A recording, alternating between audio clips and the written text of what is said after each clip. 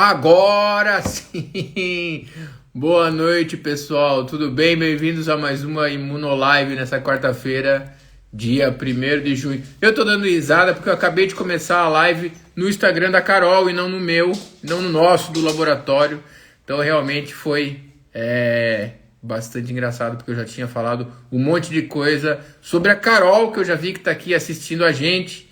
Então, hoje uma convidada super especial, amiga querida, professora Carol Panis, daqui a pouco ela conta para nós qual é a forma correta de falar o nome dela.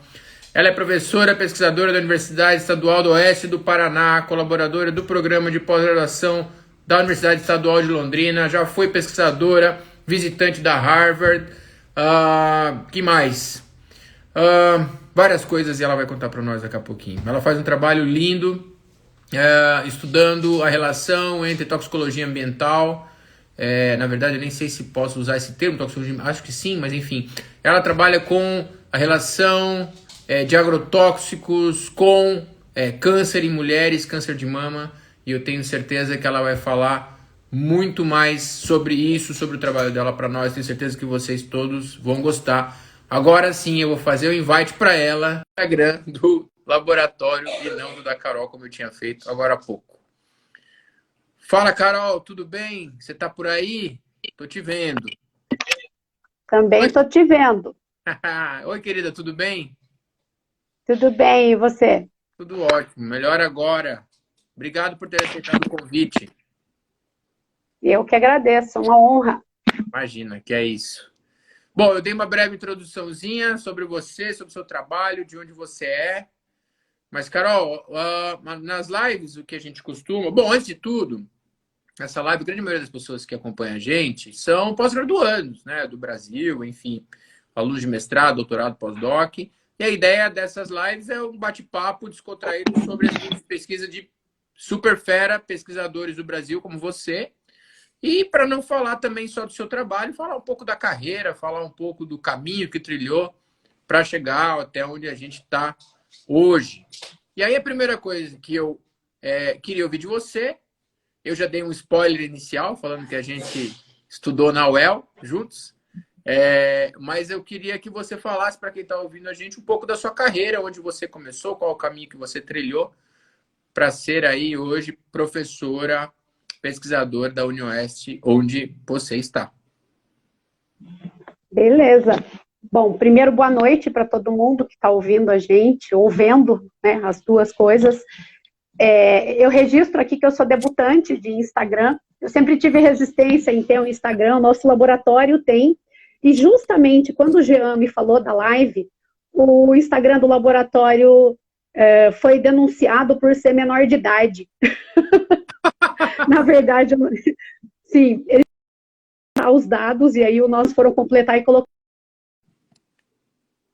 dados... Alô, Carol? Oi, voltou. Oi? Voltou.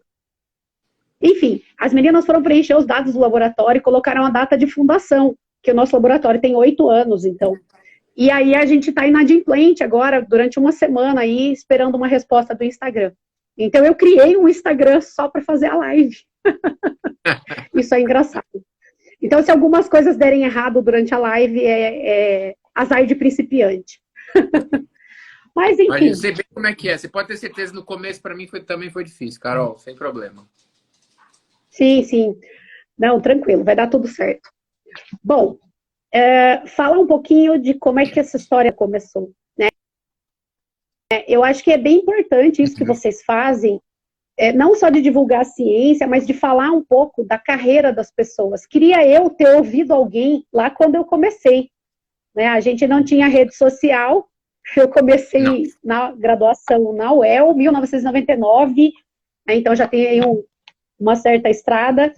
Na ocasião, eu tinha recém sido aprovada para estudar farmácia e bioquímica, o extinto farmácia e bioquímica. O curso que a gente fez não existe mais, ele não existe mais, né? E aí foi quando me foi apresentado na primeira semana de curso um laboratório de pesquisa. Então eu sabia que eu queria fazer farmácia, eu tinha desistido de um curso de medicina, porque eu entendia que eu queria fazer pesquisa. e que eu não queria, na minha leitura, né, da época, eu acho que tá de novo. Oi, vocês estão me ouvindo? Eu não sei se eu não sei se é a minha internet. Eu não sei se é a minha internet que está ruim, mas de vez em quando dá umas travadinhas aqui. Bom, então, na época, a leitura que eu tinha particularmente da medicina era essa questão do profissional muito clínico, né, muito voltado para a questão do paciente, não que isso não seja importante, mas eu queria ser cientista. E aí foi que meu pai, com um bico desse tamanho, teve que ouvir que eu estava desistindo de um curso para migrar para o outro, e foi aí que eu fui parar, então, no curso de farmácia e bioquímica, onde, inclusive, eu conheci o Jean. Jean é meu veterano de turma, e eu me lembro, Jean, de você e de algumas conversas que a gente teve naquela época sobre ciência, sobre estar no laboratório, e você me deu um monte de dicas de onde procurar estágio, ainda no trote dos calouros, o Jean me deu trote. Isso também. Você lembra? Também me lembro, por causa da minha camiseta, de uma banda de heavy metal que eu adoro, que chama Pantera, que foi confiscada pela sua turma. Então, assim, tem um ranço por causa dessa camiseta, mas não com você. Enfim, então, quando a gente chega, né, na universidade, ali na graduação, e é muito bem recebido por algum laboratório, eu acho que a pulguinha da ciência começa a ser plantada no coração, né, e foi o que aconteceu comigo.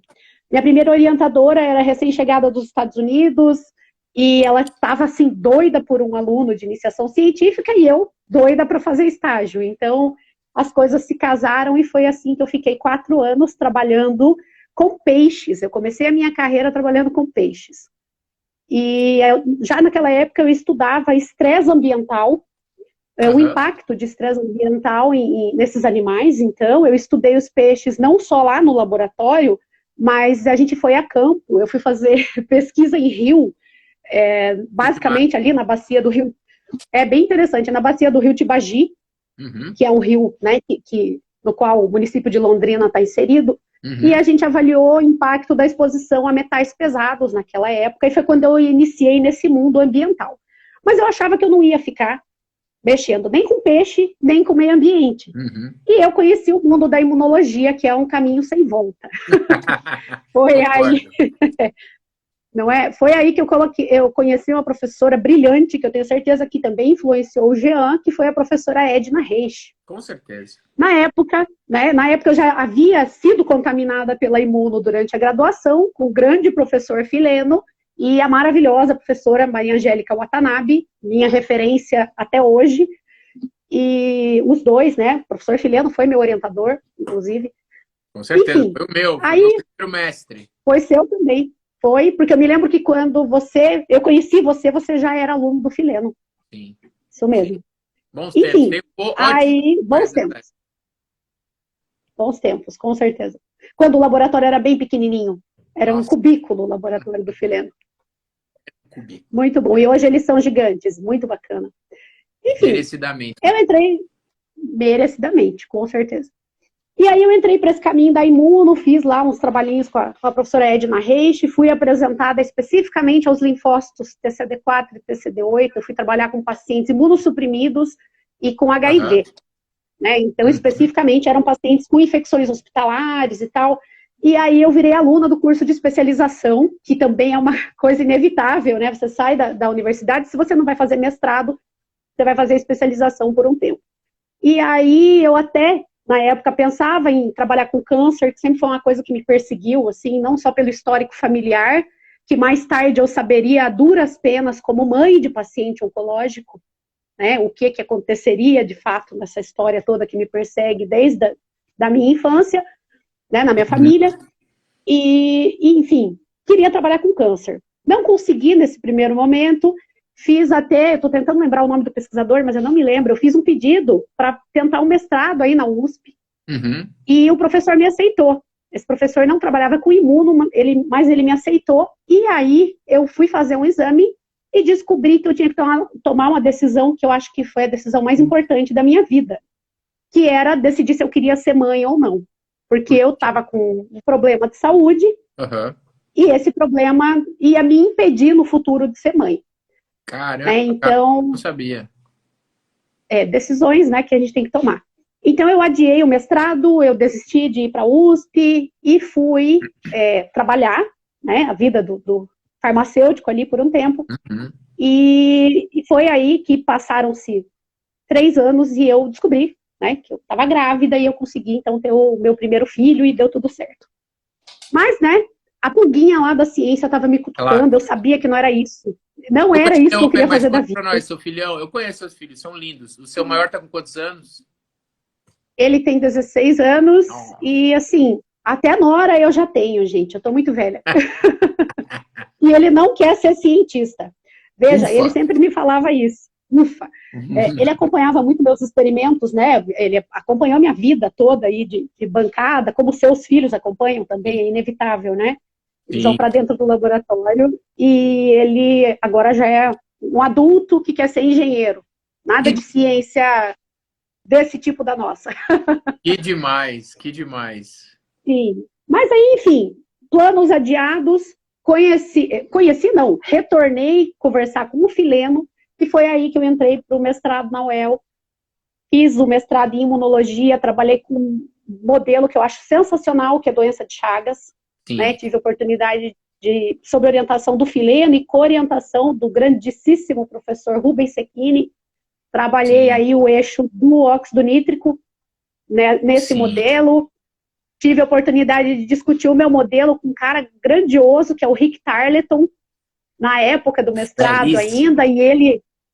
e ele é sensacional, mas ele me detonou. Eu fui no congresso do centenário de Chagas, e ele disse que a minha hipótese era impossível de ser publicada. Testado. Aham. Ele, ele disse que o que a gente estava tentando propor, que era mostrar que o eixo lá de funcionamento do óxido nítrico, né, que é um dos eixos da inflamação, mediada por radicais livres, né, que a gente queria provar que era mediado pela NO-sintase constitutiva, que é uma enzima, né, que leva à produção do óxido nítrico no nosso organismo. Aham. E ele disse que não, que ele já tentou fazer isso e que isso não ia dar certo, que eu estava totalmente equivocada, Mesmo mas, né, porque ele era o Rick comunicou Tarleton. muito com a induzida. Exato. E ele tinha, na época, um trabalho em rato, veja, eu trabalhando com a cepa Y do tripanossoma, o Rick Tarleton fez um experimento com uma outra.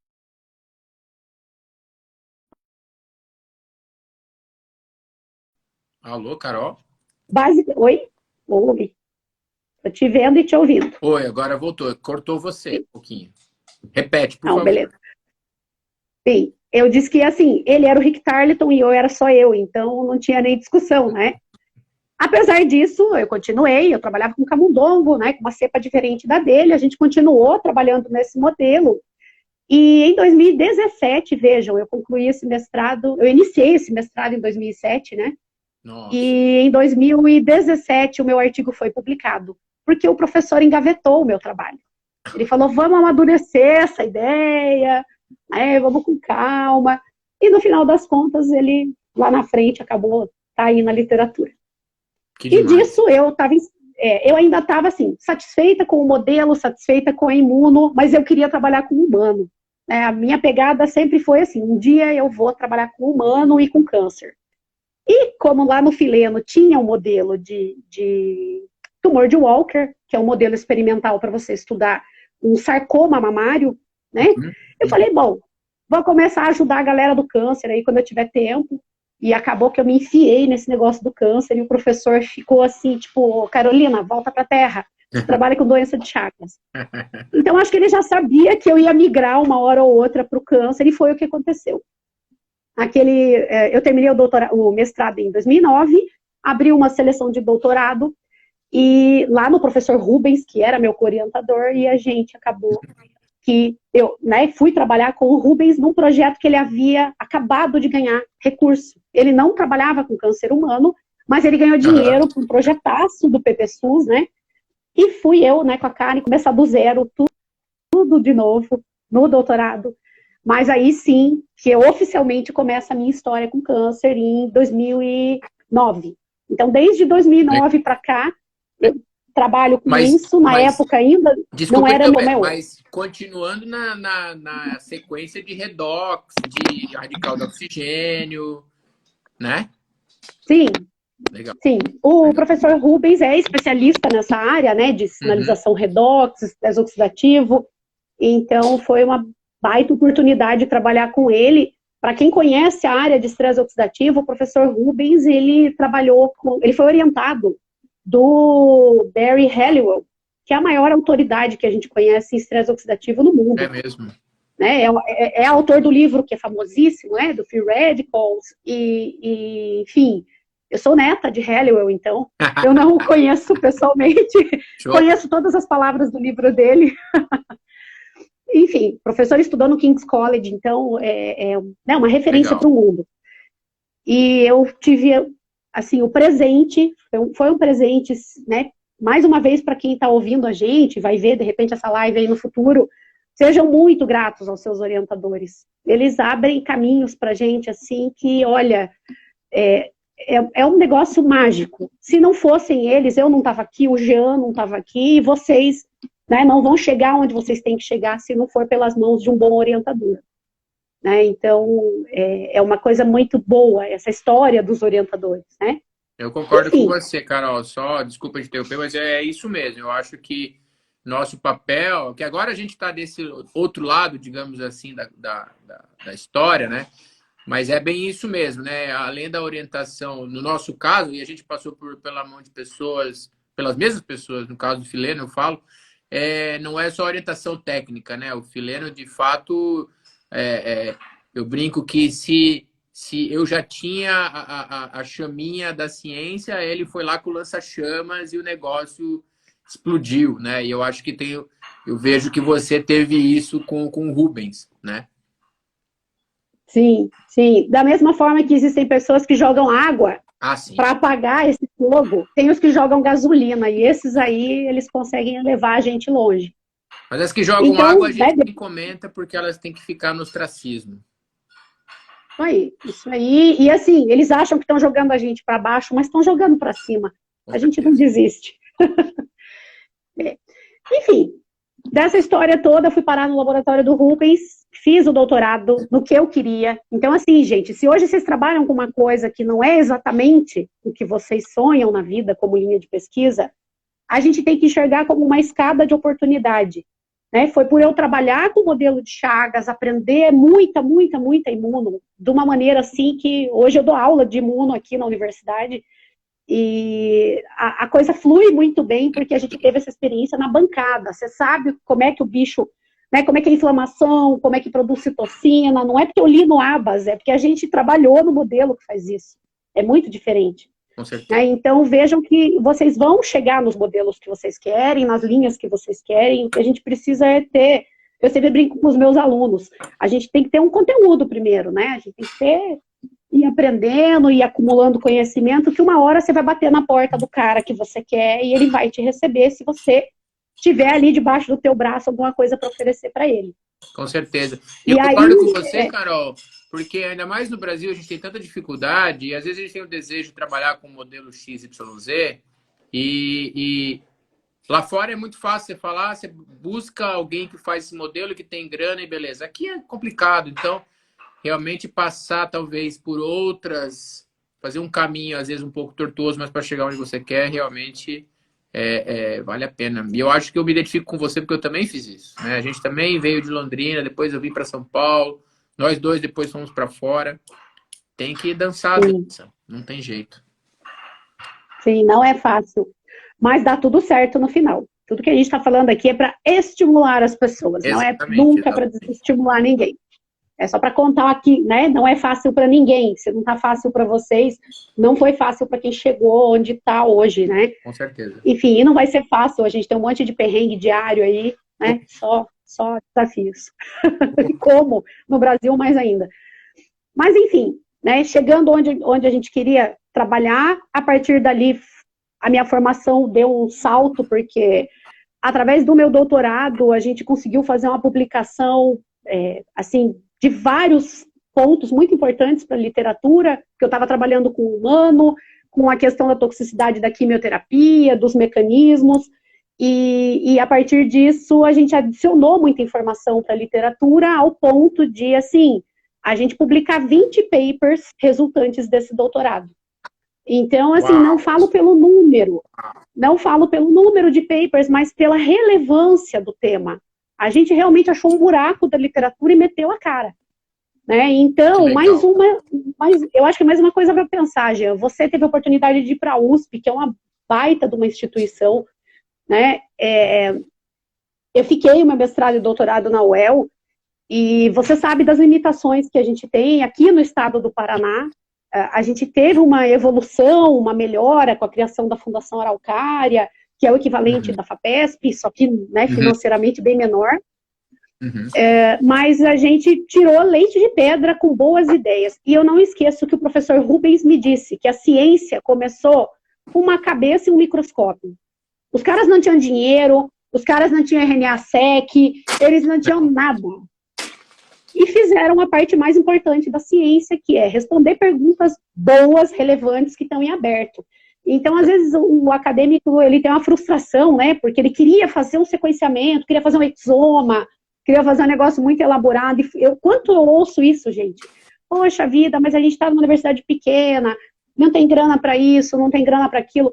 Só que não é só isso. Obviamente que o dinheiro te projeta para uma publicação de melhor impacto, ou responde melhor uma pergunta, mas a gente tem outros pontos para olhar que foi o caminho que eu decidi adotar quando eu segui, então, para a minha vida efetivamente como pesquisadora, né, que foi quando eu terminei essa etapa aí de trabalho com o professor Rubens, que foi no doutorado e no pós-doc, e passei a trabalhar com humanos dentro dessa questão ambiental aqui em Francisco Beltrão. Então, assim, esses minutos de história resumem aí 1999 até 2014, são 15 anos. Que demais, que demais. Eu só queria comentar uma coisa, realmente a gente que veio do Paraná, a gente sabe com certeza as dificuldades que existem aí, eu sei bem, eu lembro. Eu lamento muito isso, na verdade. Essa não é, infelizmente, uma verdade só do Paraná, de outros estados também. Aqui em São Paulo, realmente, a gente está num microcosmos bem diferente com a FAPESP. Mas eu queria mencionar que tem cientistas fenomenais aí no Paraná. Eu lembro muito bem, claro, a gente já falou aqui do Fileno, da Maria Angélica, do Rubens, né, da Edna, do professor Décio Sabatini, lá do HU. São pessoas que são fenomenais. O Valdiceu, ali da patologia também, da geração mais jovem, fera demais. Realmente é muito lamentável que, né, esse pessoal fera tenha que passar por esse tipo de coisa, enfim. Mas essa é uma realidade brasileira e ela, infelizmente, o prognóstico acho que continua terrível. Mas, de novo, a gente não vai desestimular ninguém. Mas eu só queria mencionar essas pessoas que eu lembro muito bem do Paraná, que são fenomenais e que ainda continuam sem deixar a peteca cair, tá? Mas me fala aí, Carol, e depois você foi pro pós-doc, como é que você fez? Você fez o pós-doc aí na UEL ainda ou você já voltou para Francisco? Como é que foi? Pois é, aí você termina o doutorado e cai no limbo do eu sou desempregado ou vou fazer pós-doc, né? E aí, eu ainda não tinha terminado o doutorado, eu tinha 20 meses de doutorado e eu conheci uma pesquisadora e que estava querendo muito trabalhar com proteômica de câncer de mama, que é a doutora Eliana Abdelai no INCA.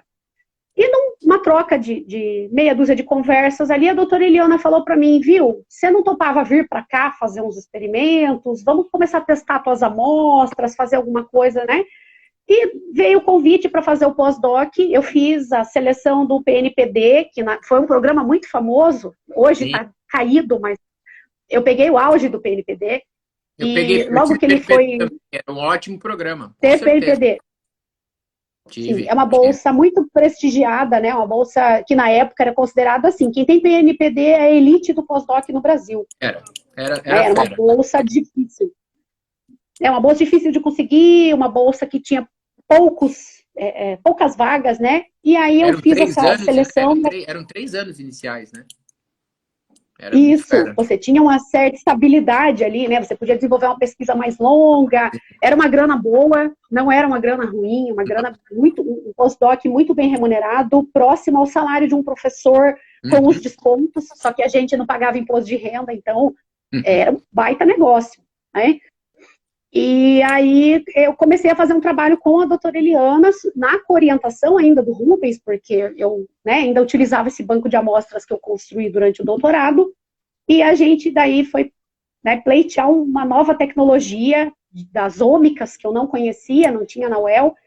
Fui trabalhar com proteômica e com genômica de câncer de mama, e também trabalhei com leucemia, célula-tronco, aí a coisa vai ganhando corpo.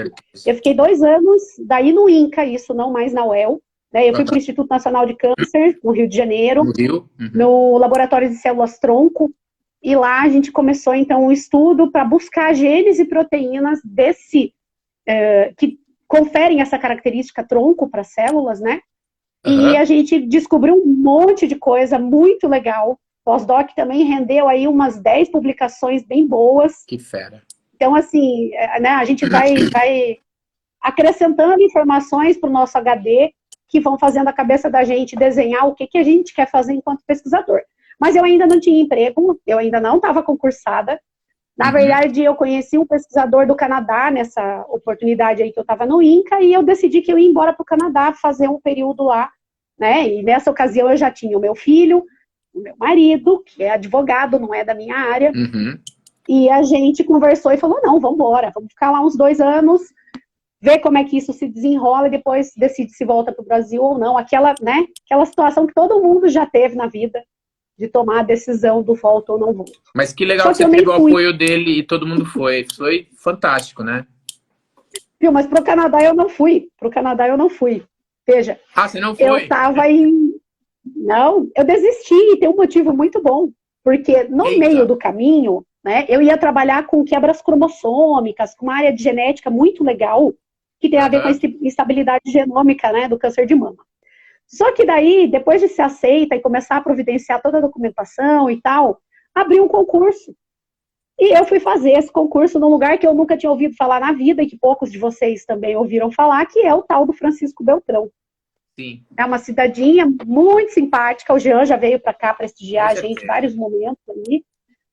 E é corajoso, né, Jean? Enfrentar estrada, avião, ônibus, tudo combinado. Mas pelos amigos eu vou, com certeza. Inclusive o querido Leonardo. Foi muito bacana, Jean. Aí.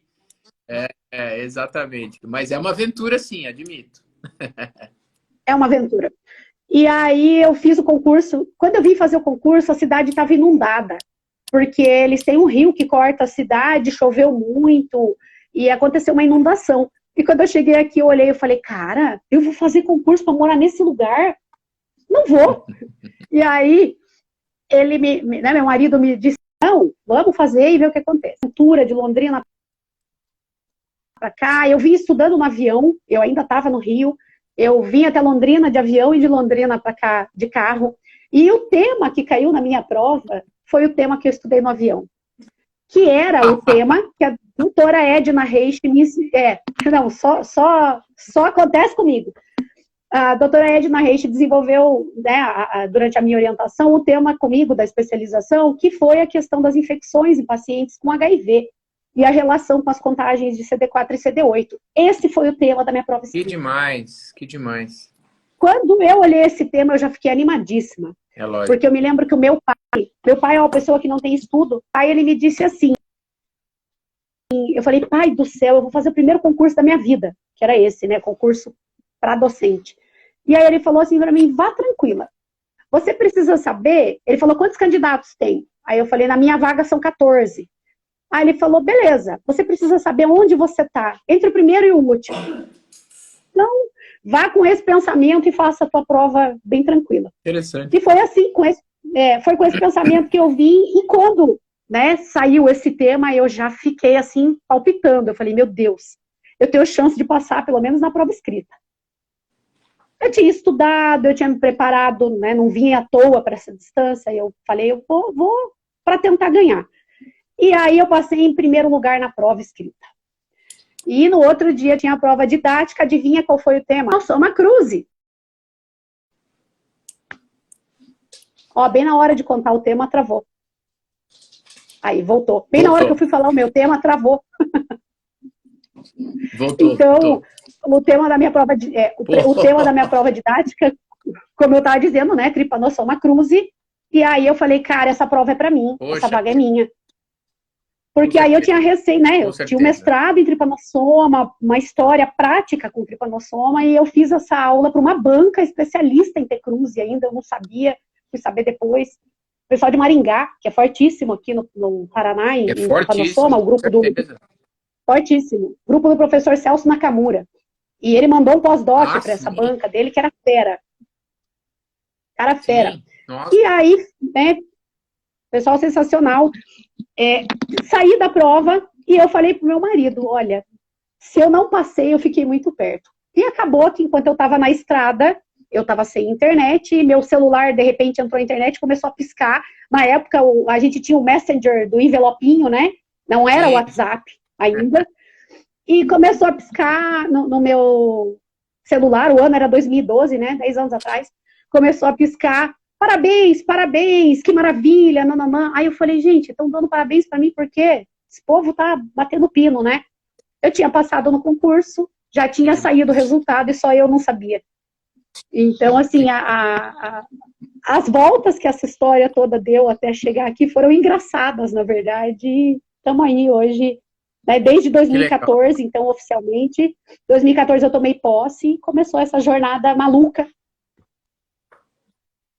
Que legal, Carol, super legal. Uma coisa que eu tenho que admitir, eu já falei isso para você ao vivo e repito aqui, é o seu entusiasmo. Falando não só sobre a sua história, mas quando a gente conversa de ciência, eu acho isso super legal.